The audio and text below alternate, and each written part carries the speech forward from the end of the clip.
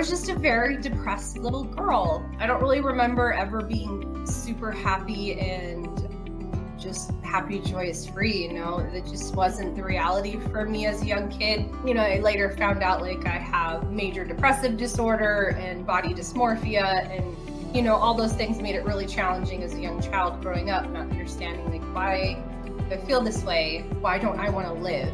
Tell me about your childhood. Where were you born? Did you have siblings? Yeah. Were your parents still married? Like, what, did you grow up in an alcoholic household? Like, tell me about your upbringing. So I was born in Phoenix, Arizona. We stayed in Arizona. I was the second generation here. My kids are the third. Okay. So I grew up Where's your family originally from? From Phoenix. No, but you said your second generation. Where were they from before that? Oh, God. Chicago, and I don't even know on my dad's side, but like Chicago on my mom's side. Okay, so regardless, born in Phoenix, raised in Phoenix, still in Phoenix. Okay. Yeah, still out here. So both my parents were in the household the whole time I was there. I had a younger sister. She's about 7 years younger than me. We finally just like recently connected again. But how long were you? So 7 years apart. So were you guys close growing up? No. She and I were just very different. I was a lot like my father and she was a lot like my mom. My parents really didn't get along. I think like my mom wanted it to work and my dad just wanted to have somebody there. So it was more of like a convenience and a comfort thing. I definitely think there was a lot of mental health issues going on in the household. It wasn't something that was looked into. So we were all together a lot, but like there wasn't communication. For me, there wasn't just like a whole lot of hugging and like, connection. I just didn't feel connected to my parents. I didn't feel connected to my sister. But my grandmother, on my mom's side, she was my saving grace. She was like the other piece to me, So I was with my grandma a lot. And she instilled a lot within me that helped me, through my active addiction and getting sober to maintain some values and morals throughout all of that. Okay, so your grandma was really the human connection.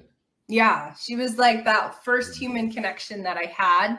I was just a very depressed little girl. I don't really remember ever being super happy and just happy, joyous, free. That just wasn't the reality for me as a young kid. I later found out like I have major depressive disorder and body dysmorphia, and all those things made it really challenging as a young child growing up, not understanding like why do I feel this way? Why don't I want to live? I just remember being a little girl and thinking like it would be so much better if I just didn't wake up.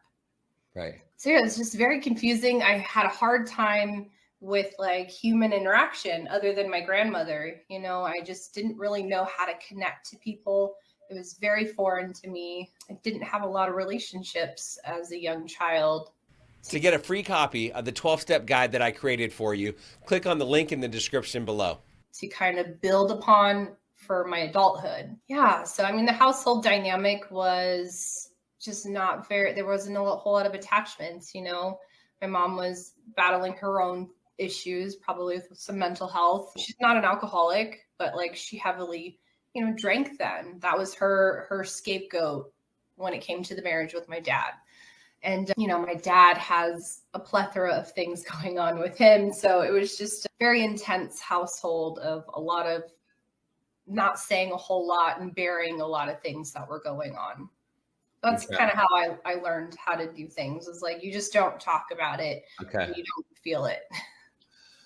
Okay. Don't talk about it if you just depress it, which really, major depressive disorder, that's what you do. You depress down to not talk about it. And that's so obviously that's what happened to you. And so did you only have one sibling? Yeah, just the one, my sister. Okay, 7 years apart. And when did you start doing drugs? Like, when was your first experience doing drugs? What happened? Yeah.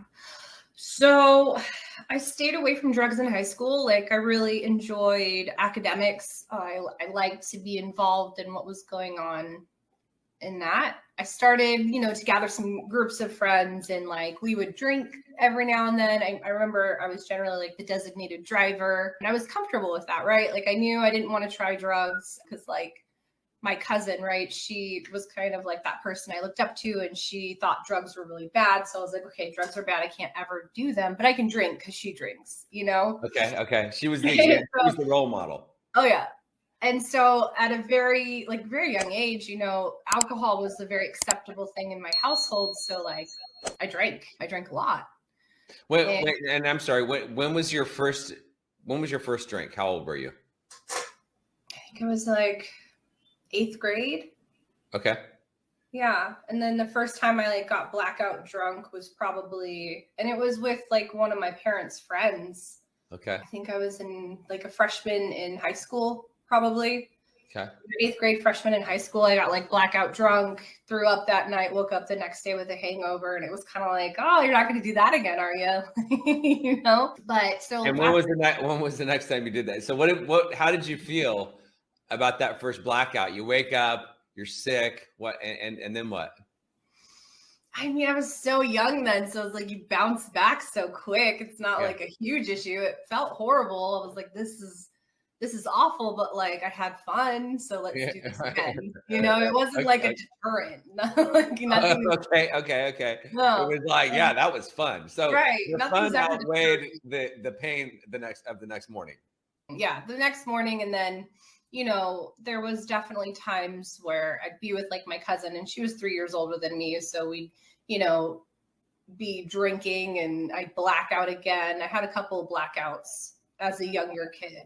If you got value from this video, if you heard what you needed to hear, be sure to like it. Comment if you've got a question or you have something to say. Subscribe to the channel. Camelback Recovery provides treatment services for people struggling with mental health, mental illness, addiction, alcoholism, whatever it may be. So if you or a loved one is struggling and you need some guidance and you need some direction, reach out to us. Our contact information is down below, or you can go to our website, camelbackrecovery.com, whether it be detox, inpatient treatment, outpatient treatment, sober living, recovery coaching, sober companion services, whatever it may be. Like I said, we can either help you or make sure that you get sent in the right direction. We help people all over the country, all over the world for that matter. I'll see you on the next video.